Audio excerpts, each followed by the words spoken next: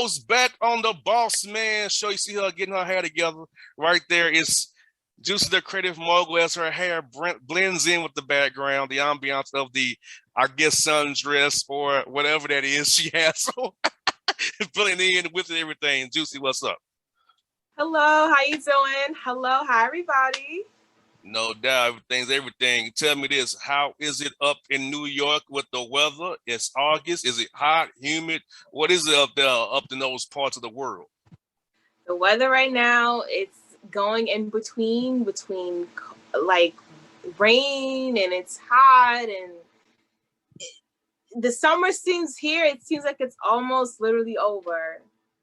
No doubt, I feel that. Well, it's like in the low 80s here in Atlanta and humid. So Uh-huh. it's rare for here. It used to be in the 90s, almost 100, choking you when you go outside. So Uh-huh. I'll say 80s and humid, well over 900 degrees and humid. You know what I'm saying? Yeah.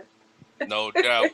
Well, Juicy, tell us about, give us a little bit about yourself, and we'll ask more questions about you. So tell us how you got your name, Juicy. What do you do for a living? What is your businesses, and how can people get in contact with you and see you do what you do? Yes. So my name is Juicy. I'm the creative mogul. I'm an author, model, actress. I've I'm pretty much a entrepreneur. My Instagram is juicy underscore the underscore publish underscore author. My book that I written myself is called Wait, How Do I? The Beginner's Guide to Makeup by Juicy. That's me. It is currently on Amazon right now. So if you get over to Amazon and you type that title in there, I am right there. No doubt, no doubt. Well, tell me this. You said you're an author, a model, you got love for makeup. What spurred those things in you to be interested in those things and to make them your career? Being a creative person, my entire life, I've been always creative. So everything just clicked. It makes sense of my personality, how I am. And modeling, we had our makeup done, we wore different clothes, we had different hairstyles. So everything kind of like it all made sense. No doubt, no doubt. So, what's your favorite thing about being a model? Like, is it the runway? Is it the makeup? Is it the outfits? I know that a lot of it goes into that. What's your favorite part of being a model?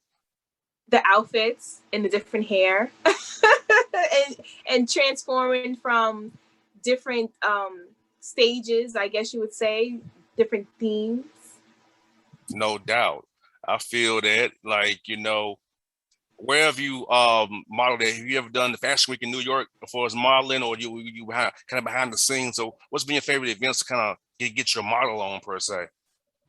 When I first started to do modeling, I worked with Kotomoto. She's a fashion designer for Project Runway in New York many years ago.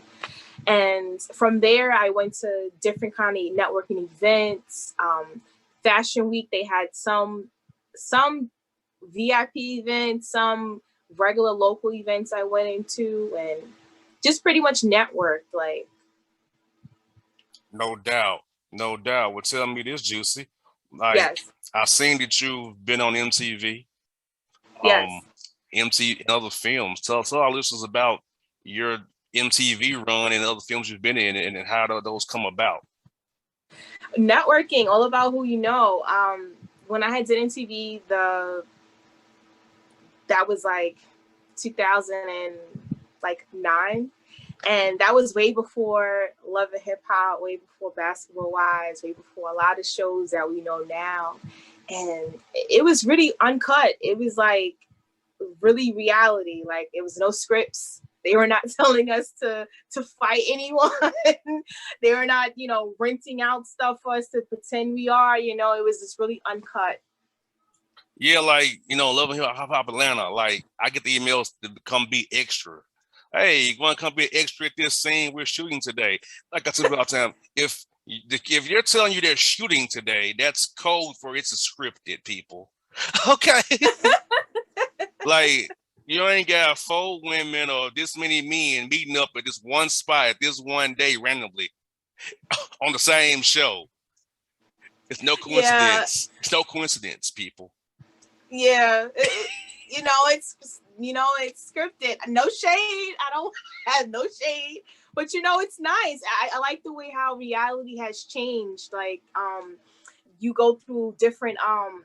It's more like living the life of the person. Like, if it's an artist, you see them going into the studio, or if they're a entrepreneur, you see them building their business. So it's like the way from reality back then to now, and has changed.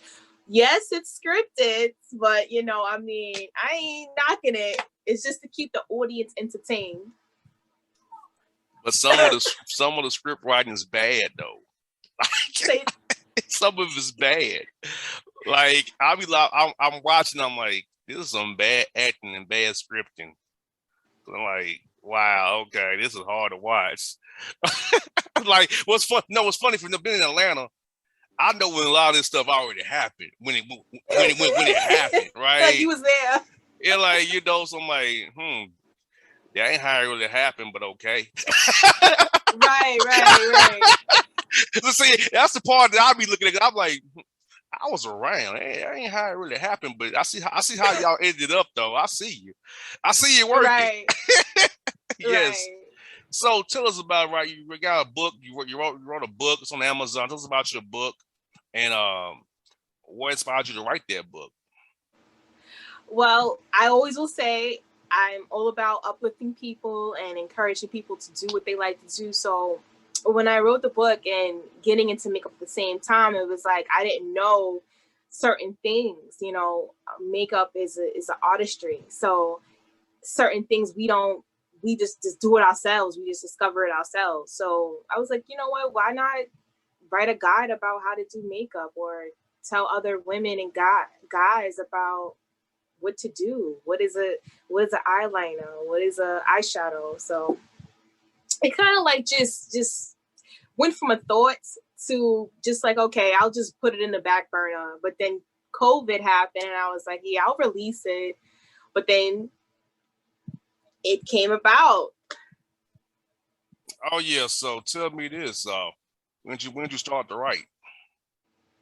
I started to write a few years ago. I have a lot of things that I have written about, like a little diary, little things that went down and stuff, and that kind of like was on a back burner. So I was like, one day, let me just release it. Let's see what it goes from there.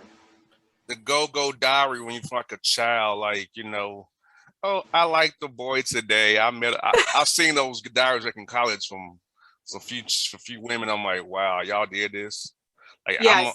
I'm on the football field, I'm on the basketball court shooting ball, and I'm like, y'all writing dear diary. I'm like, wow, this is deep. I had no idea, like for real, that women did it till I got to college. I'm like, wow, because Yes. like I have like a memory like I like an elephant. I remember everything, right? So like I don't write stuff down. Like I move real cerebral. Like I don't move fast. I don't move slow. I move right on time. You know what I'm saying? Mm-hmm. So people like do this. I'm like moving to my own speed, right? So, but see, yo all writing, getting stuff in, telling your diary, talking about your boy, talking about your homegirls and nails and stuff. I'm like, man, that's deep stuff. I just say what I got to say to a sucker at the barbershop, screw you and be done with it. You know how that is. But it's funny you'd say that. So I guess I would say, did your diary writing give you that idea that you want to be a writer? It's so ironic, because it's like in life it repeats itself, and it's like things that we do when we were younger, we're kind of like doing that we're older, and it's like, well, why do I like to draw and now I'm doing this? So why do I like to do my hair and now I'm doing this? So it's like it's all things that I used to do, I enjoyed doing, and it's like, okay, now I know how to do this, let me just express my creativity. No doubt. So what advice would you give to a new writer, someone like me who does not like to write, likes to talk? So what advice you give to somebody like me who's a talker, who's trying to get into writing? Because when I write articles, Juicy, they're very short to the point. I don't have like 1,000 words, and this is what happened. This is what happened. This is the stats. Done. It takes time. Writing, it takes, it takes a while. It's something you can't just throw out there or just think you're gonna automatically have 300 pages. It takes time. So my advice to you with that is to record yourself, how your day was or whatever your genre you're trying to go into writing. Just record yourself, and then as you're, typing up your stuff, you just playing and hearing it and typing to remember what you said. For you personally, like, how do you handle writer's block? I know artists who write and rap, they have blocks, and they got to either get high or drunk or listen to some music to break the block. So for you, how do you handle having a block on your writing and being your creative gene, and how do you handle that? I take a step back. You have to, sometimes when you're creative, you have to take a step back with something. If you trying to write something or trying to do something, it's not going to make sense. Just take a step back, go get your nails done, go get your hair done, go run in the park or something. Just take a you time, take a break. I hear that. So what, in your opinion, are the most important elements of being a good writer? Because I know I have some ideas, but I want to hear from you because I know I'm not a good writer. I just say stuff. So what are some elements Say that to being a good writer? I didn't speak what's on top of my head. I'm a freestyle king. Whatever comes to my mind, I say it. I don't plan out what I say before I say it. I just say it. So. Don't say that. I get a second opinion. Someone can always see something different in you or see your strengths. Don't say that. I would say get a second opinion. Like if that's something that you definitely want to do, have someone review your work and get a second opinion, third opinion, fourth opinion if you want, and you'll be fine. Just everything takes time. No doubt. So what does success mean to you? What is what? Success mean to you? Success. Success is doing something that you love and doing something that you want to do. And it has to come from the heart. And you also have to be humble. Because a lot of successful people, they're not mean. They're nice, I guess. But you have to be a people person. You have to enjoy what you do. Exactly. Now, when you're a writer, do you deal with people who are know-it-alls, try to tell you how to do your job, who have no idea, who have no idea how to write? Because I know in the radio side or the business side, you get opinions from people who have no clue of how it works, but want to give you their 2 cents that you didn't ask for. But how does that work in the writing industry when you're trying to write, who don't have the creative gene that you do or spirit that you do, but want to come in and try to kind of tell you how you should be doing what you've been doing for years and what your skill is? I haven't experienced that, but I would say people that are like that be controlling, you gotta differentiate. You gotta let them go over there and point the finger at the wall. You gotta just keep it moving because it's not that difficult. Like, people make things difficult. You just gotta be around the right people. No doubt. Well, on a typical day, how long do you write? Well, I'm not saying that I'm like a professional. Like, I would love to get there. I have things written down. I have stories I want to say and things that I want to express, but everything is still in the making. This is my first book, so it's something that's dear to me, and I'm gonna be having many adventures after, many other books after, and it's something that it's just a little stepping stone.